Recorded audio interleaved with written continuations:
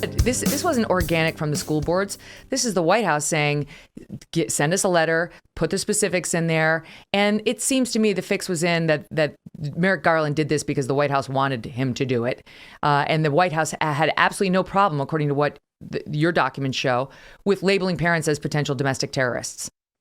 Right. I mean, let's look at the NSBA letter cited interstate commerce is like, well, that's not just the magic bullet that you can drop in to have the federal government get involved in anything they want.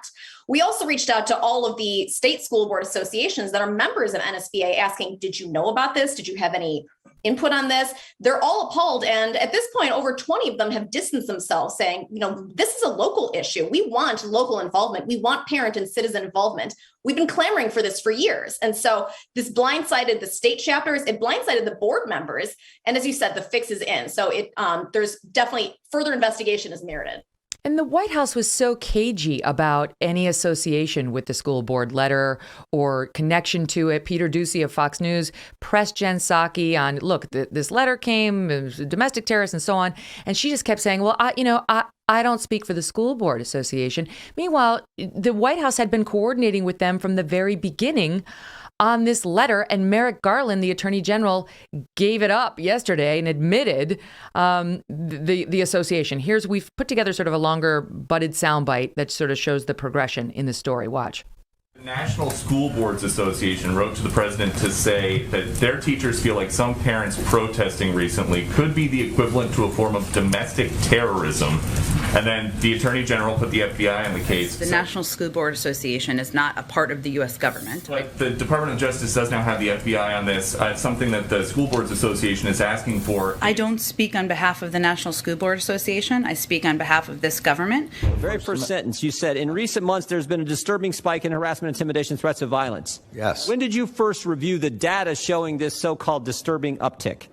So I read the letter, and we have been seeing over time threats. Whoa. I didn't ask you. So you read the letter. That's your source? Is there some study, some effort, some investigation someone did that said there's been a disturbing uptick, or you just take the words of the National School Board Association? Well, the National School Board Association, which represents thousands of school boards and school board members, says that there are these kind of threats. When we read in the newspapers reports of threats of violence, when that is in the context of threats of violence. The source for this, for the very first line in your memo. Time of the gentleman has expired. Was the School Boards Association letter. So that's it. There's been no independent investigation of any of this. This is basically the school board's word, coordinated pregame with the White House, and Merrick Garland doing what he's been told to do.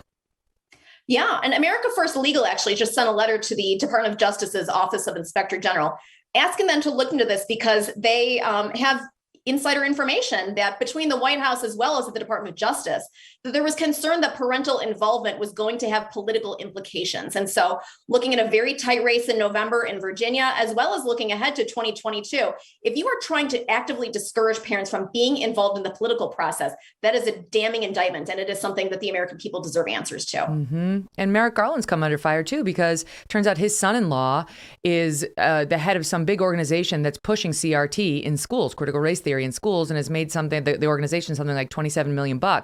So the way it works is the son-in-law pushes this sort of agenda into the schools.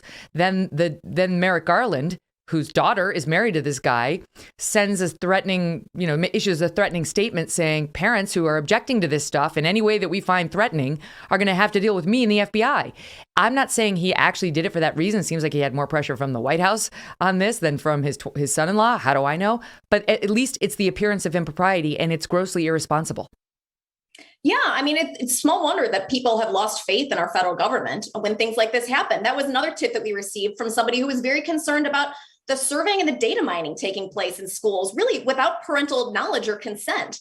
And so the fact that this is something that came out, it raises so many questions about how these decisions were made, why they were made, and, as you said, the fix is in.